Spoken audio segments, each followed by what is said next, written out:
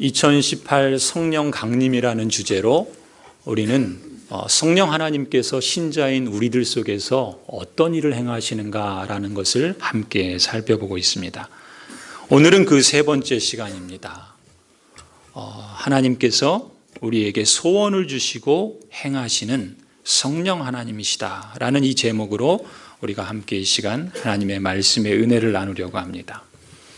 성경은 우리의 구원을, 신자의 구원을 입체적으로 3차원적으로 표현을 합니다. 한 가지 시제가 아니라 우리의 구원을 세 가지 시제로 표현하고 있다는 뜻입니다. 가령 우리가 구원받았다라는 과거형 표현을 쓰고 있지요. 내가 진실로 너희에게 이르노니 내 말을 듣고 또 나를 보내신 이를 믿는 자는 영생을 얻었고, 이렇게 표현합니다. 영생을 얻었고, 과거형 표현이죠. 심판에 이르지 아니하나니 사망에서 생명으로 옮겼느니라. 이렇게 우리가 구원받았다, 과거형으로 표현하지요. 또 구원을 미래형으로도 표현합니다. 구원 받을 것이다, 이렇게도 표현하는 것을 볼 수 있어요. 디모데후서 4장에 보면 주께서 나를 모든 악한 일에서 건져내시고 또 그의 천국에 들어가도록 구원하실 것이다. 구원하실 것이다, 이렇게 미래형으로 표현하고 있지요. 또 오늘 우리가 읽은 빌립보서 2장 12절 말씀처럼 구원을 이루라, 현재형으로도 표현하고 있다는 것입니다. 그러므로 나의 사랑하는 형제들아, 너희가 나 있을 때뿐 아니라 더욱 지금 나 없을 때에도 항상 복종하여 두렵고 떨림으로 어떻게 하라고요? 너희 구원을 이루라, 너희 구원을 이루라, 이렇게 현재형 표현을 쓰고 있습니다. 이렇게 성경은 우리의 구원을 과거로 또 미래로 그리고 현재형으로 입체적으로 세 가지 시제로 표현하고 있지요. 마찬가지로 성령 하나님께서 하시는 역할도 성경은 세 가지 시제로 표현하는 것을 주목하게 됩니다. 먼저 과거형으로 성령 하나님께서 이미 우리에게 주셨다, 이렇게 표현하죠. 고린도후서 1장에 이렇게 말씀합니다. 그가 또한 우리에게 인치시고 보증으로 우리 마음에 성령을 주셨느니라. 성령을 우리에게 이미 주셨다, 이렇게 과거로 표현하고 있다는 것입니다. 그뿐만이 아니죠. 미래형으로도 사용하고 있습니다. 빌립보서 1장 6절을 보면 너희 안에서 착한 일을 시작하신 이가 그리스도 예수의 날까지 이루실 줄을 우리는 확신하노라. 구원의 그 미래형처럼 성령 하나님께서 우리 가운데 시작하신 선한 일, 그것이 무엇입니까? 구원의 일이죠. 그 구원의 일을 이미 시작하셨고 과거형으로, 그리고 어떻게 하십니까? 앞으로 그리스도 예수의 날까지 이루실 것이다, 이렇게 성령의 역할을 미래형으로도 표현하고 있다는 것입니다. 그래서 성령 하나님은 종말에 우리가 구원의 완성에 이르게 될 것이다 라는 그러한 보증금이 되셨다, 성경은 이렇게도 표현하지요.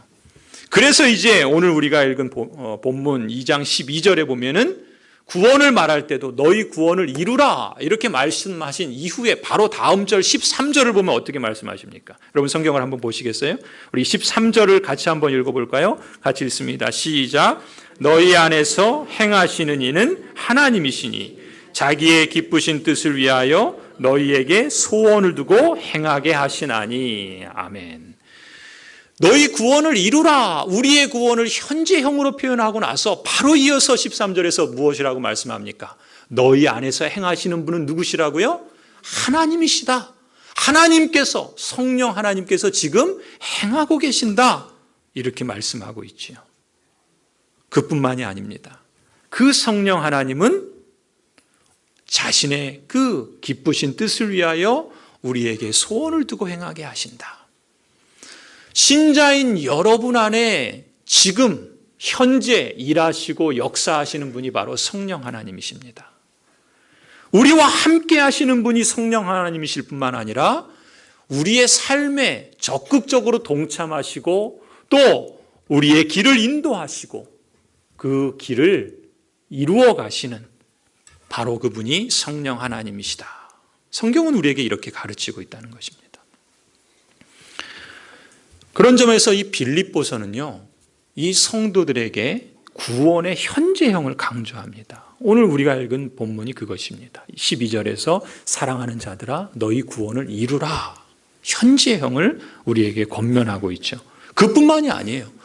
그 2장 12절에서 이렇게 말씀했지만 그 앞에 5절도 보시면 이렇게 말합니다. 너희 안에 그리스도의 예수의 마음을 품으라. 이것도 현재형이죠.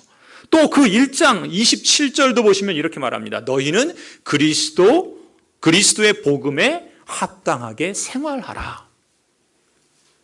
구원을 이루라 말씀하실 뿐만 아니라 그리스도의 마음을 품으라. 그리스도의 복음에 합당하게 생활하라. 모두 현재를 강조하고 있다는 것입니다. 그렇게 보면 우리 그리스도인에게 있어서 구원은 내가 이제 예수 그리스도를 영접하고 회개했으니 구원받았다.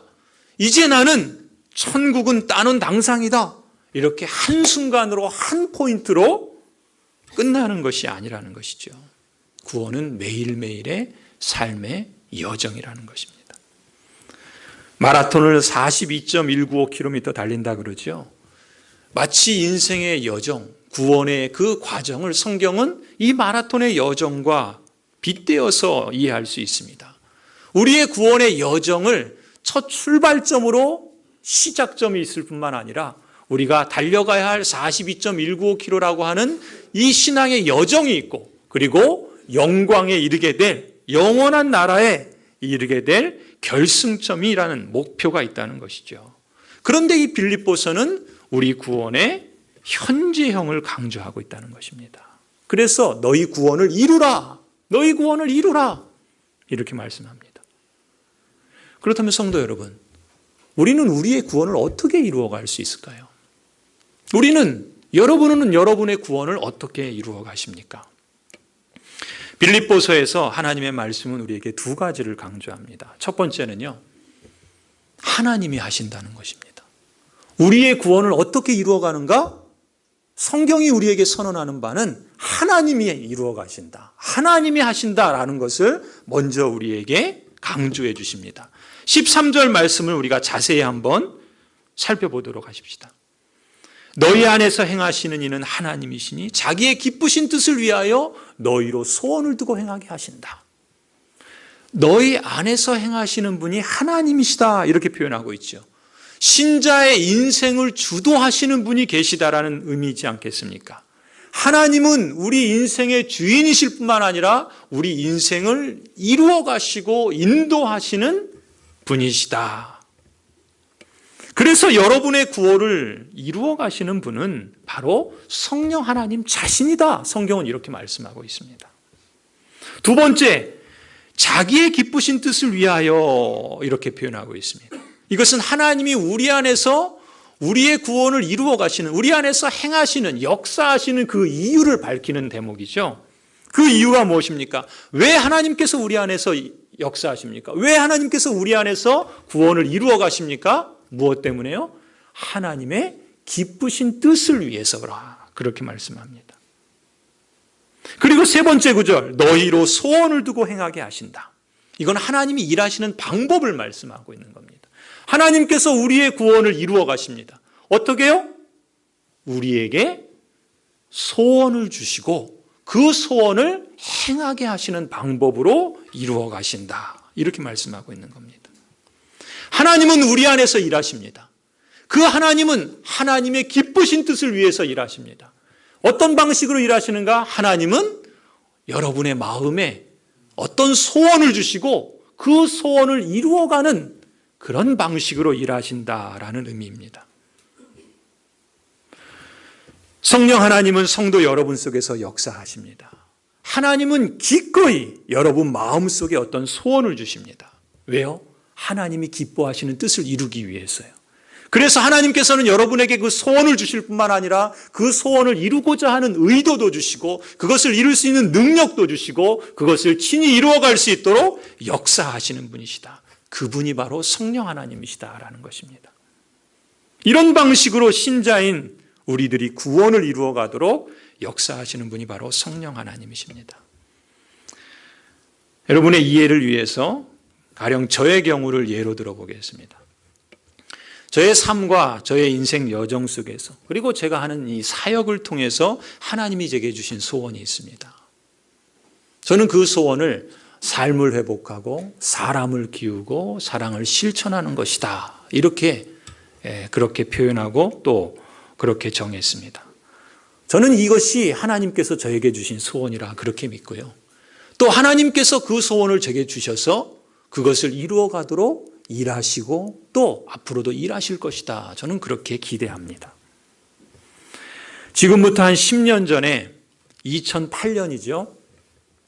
1월 6일에 1월 16일에 제가 그 일기를 썼는데 1월 16일 수요일이었습니다. 이런 기록에 일기를 썼습니다. 1월 7일 월요일부터 1월 11일 금요일까지 4박 5일 일정으로 대한기도원에서 성경 통독 부흥회에 참여했다. 성경 통독을 시작하면서 3가지 기도 제목을 기록하고 마음에 새겼다. 첫 번째, 언약을 통해 일하시는 하나님의 열심과 그 합당한 응답의 모습을 보게 하소서. 두 번째, 40세에 평생 목회할 목회지를 정하게 하소서. 세 번째, 올해의 말씀을 주옵소서. 기도원에서 성경 전체, 그 창세기부터 계시록까지 성경 전체를 일주일 동안 읽는, 그러니까 아침 일찍부터 저녁 늦은 시간까지 밥 먹고 자는 것 빼고는 계속 성경을 읽는 성경 통독 부흥회에 참석을 했습니다. 그 성경 통독 부흥회에 참석하면서 시작하면서 제가 3가지 기도 제목을 적은 겁니다. 하나님, 저에게 이 성경 통독을 통해서 언약을 이루시는 하나님의 열심과 그 하나님의 역사를 보게 해 주십시오. 그것이 첫 번째였고요. 두 번째는 하나님, 제가 40에 평생 목회할 목회지를 정해 주십시오. 그렇게 기도했고요. 세 번째는 올해, 당신 2008년이죠. 그 올해 이제 1월 이제 첫 주간이니까 하나님, 이 올 한 해 내가 하나님의 말씀을 붙잡고 살아갈 그 말씀을 제게 주십시오. 이 3가지를 기도했던 겁니다. 그래서 그 다음 일기를 제가 이제 쓴 것을 보면 이렇게 적고 있습니다. 창세기부터 시작된 통독은 금요일 오후 4시까지, 4시가 다 되어 계시록까지 읽고 기도와 성찬을 하는 것으로 마무리됐다. 실제적으로 나의 기도는 2가지가 응답되었다. 말씀을 읽으며 언약을 통해 일하시는 하나님의 열심과 아버지의 마음을 새롭게 체험했다. 이를 계기로 언약과 하나님의 열심이라는 제목으로 수요 성경 공부반을 진행해 볼 계획이다. 또 매일 새벽마다 진행된 기도와 빌립보서 말씀 묵상을 통해 나는 올해의 말씀을 받았다. 그때 그 해에 저에게 주신 말씀이 바로 이 빌립보서 2장 13절 말씀이었습니다.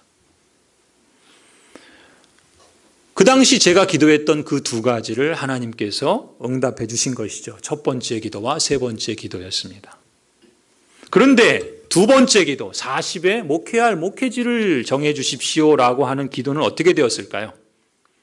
당시 제가 기록한 그 일기에는 이렇게 기록되어 있었습니다. 2번째 기도의 응답은 나의 순종과 실천에 따라 하나님이 나의 걸음을 인도해 주시리라 믿는다. 이건 역시 하나님께서 내게 주신 마음의 생각이다. 그러니까 그 당시 일기를 쓸 그 1월 16일에는 그 2번째 기도는 아직 응답되지 않았던 겁니다. 여전히 응답되지 않은 소원으로 제게 남아 있었던 것이죠.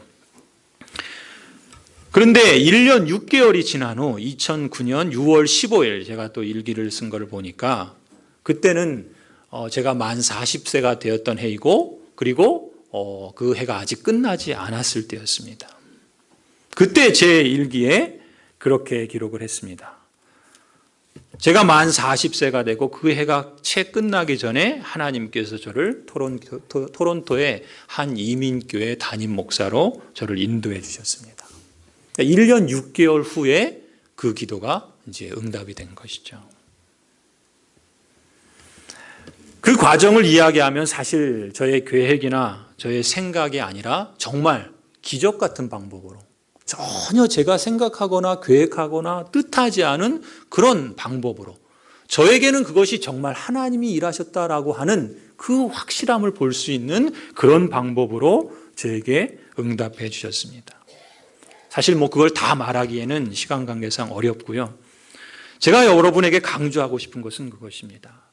하나님을 기쁘시게 하고자 하는 그 뜻을 갖고 하나님께서 우리에게 소원을 두신다는 것입니다. 그리고 하나님께서 그 소원을 두시고 그것을 행하시는 방식으로 우리 안에서 역사하신다는 것입니다.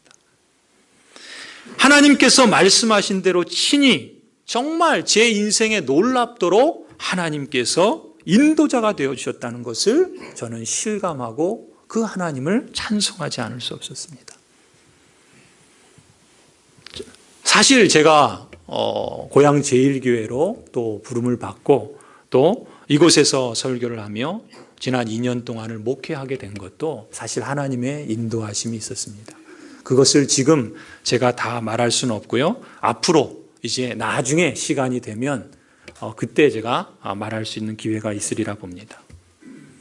성도 여러분, 하나님은 제 안에서 일하실 뿐만 아니라 동일하신 성령 하나님은 여러분 안에서도 일하십니다. 그것이 하나님의 성령 하나님이 우리 신자들 안에서 역사하시는 방식이기 때문에 그렇습니다. 하나님은 자신의 기쁘신 뜻을 위하여 성도인 여러분 안에 여러분의 마음속에 어떤 소원을 주시고 그 소원을 행하게 하시는 방식으로 일하신다는 것입니다. 그것은 성경에서 그랬고 지금 역사 속의 숱한 그리스도인의 삶에서도 그렇고 제 인생에서도 그렇고 그건 지금도 진행 중이고 앞으로도 진행될 것이다. 저는 그렇게 믿습니다. 여러분 중에도 이미 그것을 경험한 분들이 있을 것이고 또 앞으로 그것을 경험하게 되실 분들도 있다. 저는 믿습니다. 성도 여러분, 하나님은 여러분 각자에게 인생의 참된 의미와 가치를 추구하는 소원을 주신다. 저는 믿습니다. 하나님의 기쁘신 뜻을 위해서 여러분에게 소원을 주시는 하나님은 여러분이 그것을 행할 수 있도록 넉넉히 인도해 주시리라 저는 믿습니다. 혹 여러분 중에 어떤 사람은요, 하나님을 기쁘시기 위해서 저처럼 목회자의 길을 가도록 부르시는지도 모르겠습니다. 이 시대에 과거와 같은 그러한 우리의 2세들이 그 신실한 목회자의 길을 걷지 않는데 그 신실한 목회자들이 우리의 그 자녀들 속에 배출될 수 있다면 얼마나 감사한 일이겠습니까? 또 여러분 중에 어떤 사람들은 이미 항전직 선거를 통해서 하나님을 기쁘시게 하고 참으로 값지고 의미 있는 소원을 갖도록 초대하시는 뜻에서 여러분의 손을 들어서 사람의 손을 들어서 뽑아주셨는지도 모릅니다. 또 여러분 중에 어떤 사람들은 하나님을 기쁘시게 하기 위해서 내 가정을 하나님 앞에 신앙적으로 리빌딩하리라 그런 소원을 주셨는지도 모릅니다. 여러분 중에 어떤 사람에게는 하나님께서 내 삶의 예배의 회복을 이루고자 하는 소원을 주셨는지도 모릅니다. 여러분 중에 어떤 사람에게는 우리 지역사회를 위해서 우리 마을을 위해서 하나님의 선한 영향력을 하나님 나라의 정신으로 섬기고 일해보겠노라 그런 소원을 주셨는지도 모릅니다. 또 우리 교회에게는 하나님 나라를 증거하는 마을교회라고 하는 그런 소원을 주셨다. 저는 그렇게 믿습니다. 성도 여러분, 분명한 것은요, 성령 하나님은 지금도 일하십니다. 여러분 안에서 행하시는 분이 바로 성령 하나님이십니다. 우리의 인생의 주인일 뿐만 아니라 우리의 인생을 이끌어 가시고 인도하시는 분이 바로 성령 하나님이십니다. 어떻게요? 하나님의 기쁘신 뜻을 위해서 우리에게 우리 마음속에 어떤 소원을 주시고 그 소원을 이루어갈 수 있도록 역사하시고 인도하시고 행하시는 분이 바로 성령 하나님이시라는 것입니다. 이것이 성령 하나님께서 여러분의 구원을 이루어가는 방식이다. 성경은 이렇게 말합니다. 기억하시기 바랍니다. 하나님께서 먼저 친히 여러분 안에서 일하심으로 여러분의 구원을 이루어 가십니다. 이런 기쁨이, 이런 실감이 여러분의 신앙 여정 속에 매일매일의 구원을 이루어가는 삶의 여정 속에 실제로 여러분 거듭거듭 체험될 수 있기를 주님의 이름으로 축원합니다. 두 번째로 너희 구원을 이루라. 우리가 어떻게 구원을 이루어갈 것인가? 이 빌립보서 하나님의 말씀이 강조하는 두 번째 강조점은요, 우리의 역할과 우리의 행동입니다. 14절 말씀을 보십시오. 13절 우리가 방금 살펴본 말씀 그 이후에 뭐라 그럽니까? 모든 일을 원망과 시비가 없이 하라 이렇게 말씀합니다. 여러분, 원망이라는 이 원어의 그 단어가 공구스무스라 그래요. 공구스무스. 좀 이 단어가 어떻게 생겼냐? 원망이라는 말은 무슨 의미인지 아시죠? 이 원망이라는 이 원래 헬라어에서는 공구스무스라 그러는데 이게 어떤 단어였냐면 낮은 목소리로 투덜대는 공구스무스 이런 거래요. 실제로 이 원망이라는 것이 그런 거란 겁니다. 그것을 지금 헬라어에서 그렇게 표현하고 있는 거예요. 원망은 뭡니까? 어떤 일에 대해서 내가 억울하거나 내가 못마땅한 것을 누군가를 탓하고 분하게 여기고 그것을 낮은 목소리로 투덜투덜거리고 원망하고 그러는 게 원망 아닙니까? 어떤 함께 한 일이 있을 때 그것이 불만족스러운 결과를 나타냈을 때 그것을 다른 사람의 탓으로 떠넘기고 그래서 불평하고 탓하고 원망하는 것, 그것이 원망이지요. 출애굽 당시의 이스라엘 백성들을 한번 떠올려 보십시오. 애굽의 노예 상태에서 해방이 돼서 약속의 땅으로 가고 있습니다. 그 광야에서 이 백성들이 어떻게 합니까? 그 길이 험하다고 어렵다고 불만에 가득 차서 수근거리고 원망하고 지도자인 모세를 원망하고 하나님을 원망하지 않습니까? 물이 없다고 원망하고 고기가 없다고 원망하고 길을 돌아간다고 원망하고 들어갈 땅에 성이 견고하다고 원망하고 그곳에 거인들이 산다고 원망하고 수도 없는 원망을 끊임없이 반복하는 그 백성들을 우리는 기억하지 않습니까? 가나안으로 들어가는 그 길을 원망과 시비로 가득했던 이 이스라엘 백성들, 그 결과로 그들의 대다수는 약속의 땅에 들어가지 못하고 광야에서 멸망을 당하지 않습니까? 사도 바울은 이 말씀을 이렇게 인용합니다. 저희 중에 어떤 이들이 원망하다가 멸망시키는 자에게 멸망하였나니 너희는 저희와 같이 원망하지 말라. 원망한 이스라엘 백성은 원망하는 자, 그것으로 멸망시키는 자에 사로잡혀서 가나안 땅에 들어가는 것이 거부되었습니다. 그처럼 원망은 엄청난 파괴력을 갖고 있는 겁니다. 신앙 공동체를 무너뜨릴 수 있는 적이 원망인 것입니다. 성도 여러분, 하나님의 백성인 우리를 영원한 천국, 약속의 땅으로 들이실 때 하나님은 우리를 훈련하시죠. 우리의 구원을 이루어가기 위해서 우리에게는 우리가 감당해야 될 역할과 행동과 책임이 따릅니다. 그것이 구체적인 그 권면으로 오늘 말씀은 무엇이든 원망하고 시비가 없이 해야 한다, 이런 말씀을 합니다. 그 앞에 빌립보서 2장 3절을 한번 보실까요?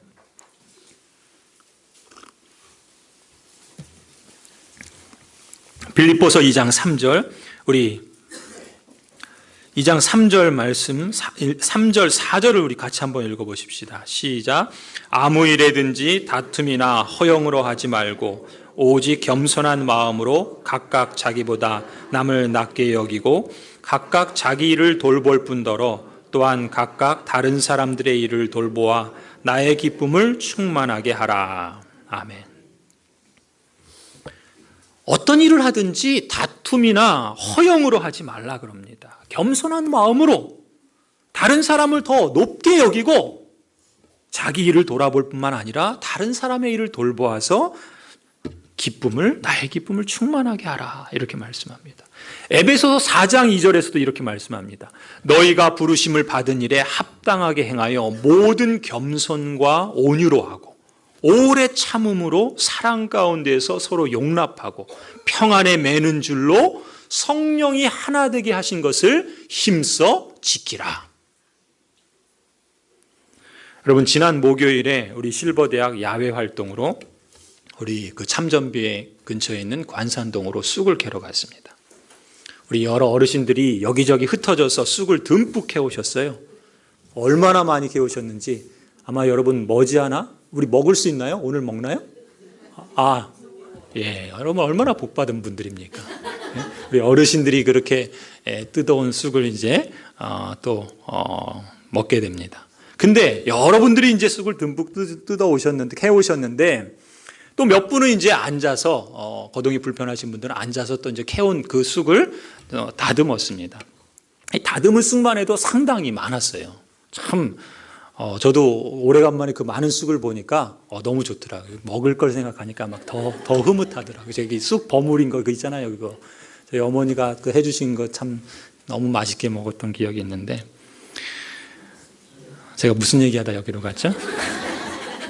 먹을 생각을 하니까 지금 예, 막 그 다듬은 쑥이 참 많았어요. 근데 이제 그 쑥을 캐오신 한 어르신이 이제 그 쑥이 많으니까 한 봉투 달라고 이제 하셨어요. 그러니까 이제 다듬은 분 중에서 그 한 봉투를 이제 그분에게 주셨습니다. 근데 공교롭게도 그 봉투에 담긴 쑥이 다듬고 남은 그 찌끄레기였어요. 어떻게 합니까? 나중에 그걸 확인한 어르신이 어떻게 했어요? 화가 나지 않겠습니까? 나를 이렇게 무시할 수가 있나? 어떻게 이런 걸 날 주나? 그런 마음이 들지 않겠어요? 그런데 사실 그 이야기를 들은 주신 어르신도 화가 날 수 있어요. 아니, 다듬은 거 준다고 했는데 의도하지 않게 실수로 그 잘못된 걸 준 겁니다. 아니, 그걸 가지고 좀 그러면서 화를 낼 수도 있지 않겠어요? 자칫하면 큰 원망과 시비로 관계가 금이 가고 다툼이 생기고 이 참 우리 공동체에 그런 다툼이 일어날 그럴 형국이었습니다. 제가 이렇게 말하는 건 뭡니까? 감사한 건요. 참 감사한 건 이 어르신이 화가 난 어르신에게 직접 찾아가신 겁니다. 실수로 그랬다고 인정하고 용서를 구한 것이죠. 또 감사한 건요. 그 화가 났던 어르신도 그분을 기꺼이 받아주시고 용납해 주신 것입니다. 제가 그 이야기를 나중에 듣고서 얼마나 감사했는지 몰라요. 사실 제가 그 이야기 들었을 때 내심 걱정이 컸거든요. 들리는 후문에 의하면 그 두 분이 그 일 때문에 더 친해지셨대요. 더 가까워지셨답니다. 얼마나 감사한 일이에요. 여러분, 제가 어떤 책을 읽으면서 그런 그 말을 보았습니다. 우리가 사는 이 사회가 어떤 사회인가? 우리는 지금 소비 사회를 살고 있죠. 우리가 모든 걸 쉽게 사고 또 쉽게 버리는 그런 소비 사회를 살고 있습니다. 그러면서 우리에게 어떤 습관이 생기냐면 자신도 알게 모르게 자기 만족이라는 잣대로 모든 걸 평가하는 데 익숙해졌다는 겁니다. 그래서 내게 만족을 주는 것에는 길들여져서 만약에 내게 만족을 주지 않으면 거기에 쉽게 항의를 하고 또 반품을 시키고 심지어 그건 물건만이 아니라 사람들에 대해서도 그렇다는 것이죠.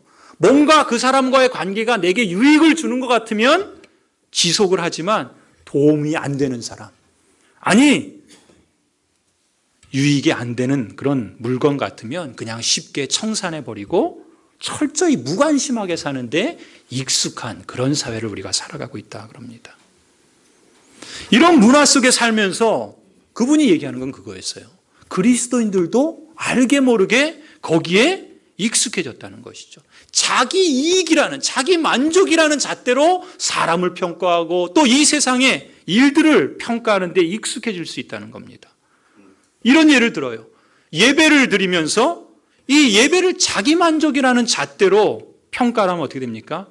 오늘은 은혜 받은 게 별로 없어. 이게 같은 심사죠.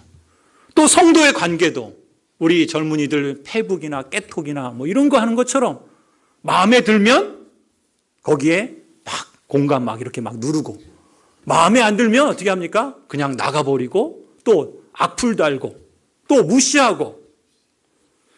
그것이 우리 사회의 모습인데 관계에 있어서도 그러는 거예요. 내게 유익을 주면 관심을 갖고, 그렇지 않으면 관계를 끊어버리고, 그리고 무관심하게, 심지어 하나님의 관계도 마음에 안 들면 악플 달듯이 그렇게 행동하는 그런 경향을 우려하는 그런 것을 보았습니다. 제가 왜 이런 말씀을 드리냐면 금방 말씀드린 그 상황을 볼 때 저는요, 두 분을 보면 한편으로 참 신기하고 한편으로는 감사하더라고요. 왜 신기하고 감사한가? 서로 화를 내고 얼굴 안 보고 살면 그만인데, 그렇지 않습니까? 그냥 전화로 그냥 미안해 뭐 그런 거 가지고 그래 이렇게 말할 수도 있는데, 굳이 찾아가셔서 직접 얼굴을 보고 미안하다고 하신 그 어르신의 그 마음이 너무나 용기 있고 귀하다. 그런 마음이 생각이 들었습니다. 또 찾아오신 그 어르신을 직접 보니까 사실 버럭 화를 낼 수도 있지 않겠습니까? 그런데도 그 마음을 받아주시고 또 그 마음을 용납해 주신 어르신도 참으로 그 마음이 따뜻하고 귀하다. 그렇게 봅니다. 제가 이 설교를 준비하면서 그 일이 마음에 이렇게 그 여운이 가시질 않더라고요. 왜 그런가?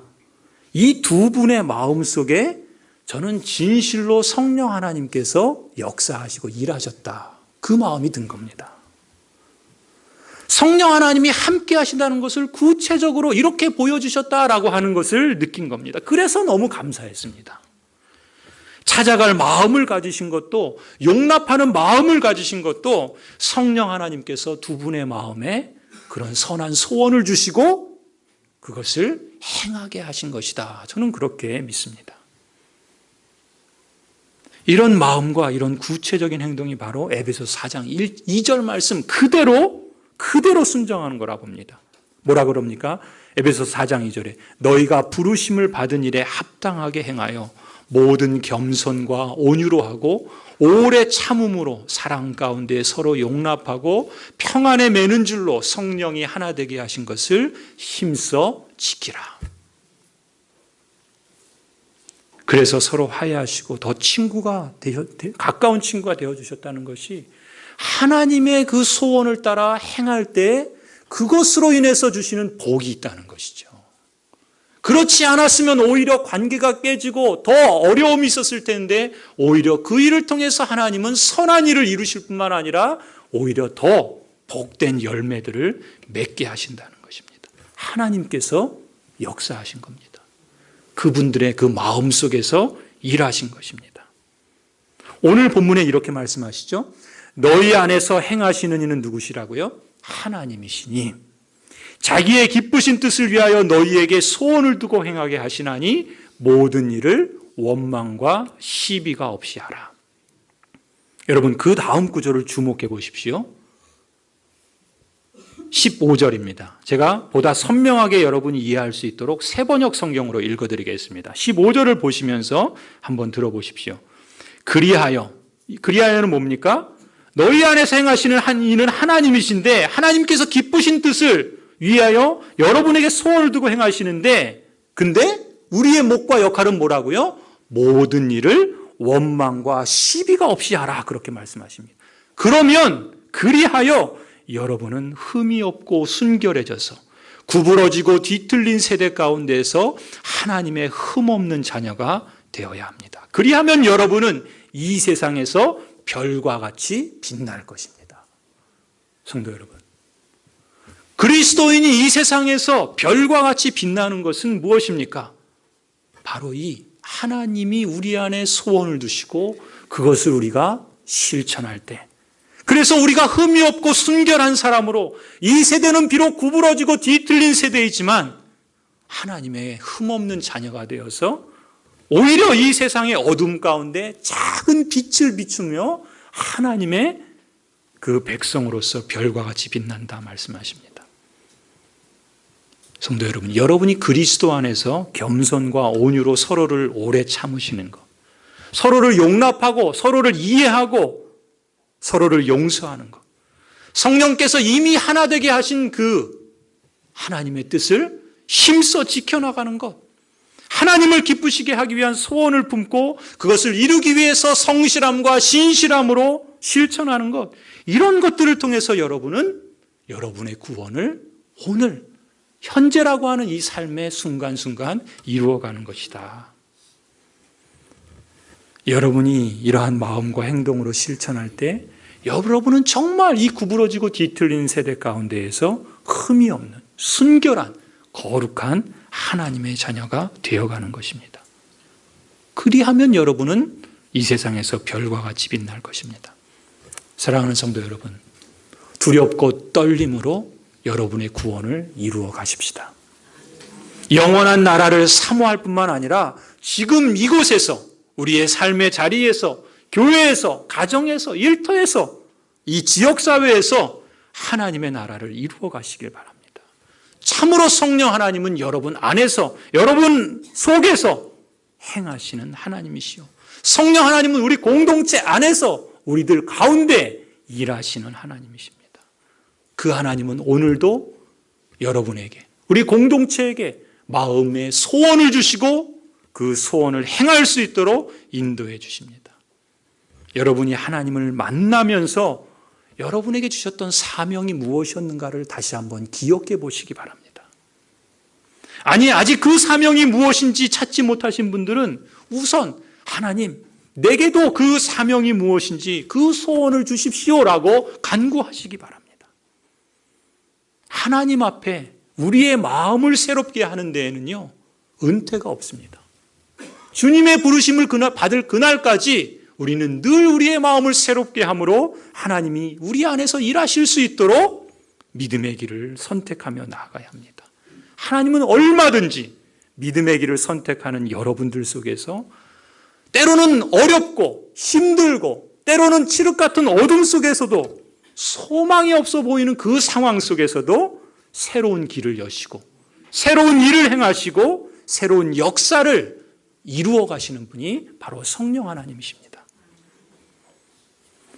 이 믿음의 결단과 선택을 통해서 하나님은 저와 여러분 안에서, 우리 교회 공동체 안에서 역사하시고 그 과정 중에 그리스도의 평안과 기쁨을 새롭게 해주시리라 믿습니다. 진실로 성령 하나님의 역사와 여러분의 행동과 그 실천을 통해서 이 세상의 별과 같이 빛나게 하실 것을 기대합니다. 성도 여러분, 우리 안에서 일하시는 하나님의 그 평화, 그 하나님의 은혜가 저와 여러분을 날마다 우리의 인생 여정 속에 새롭게 세워주시는 그런 은혜가 있기를 주님의 이름으로 간절히 축원합니다. 아멘.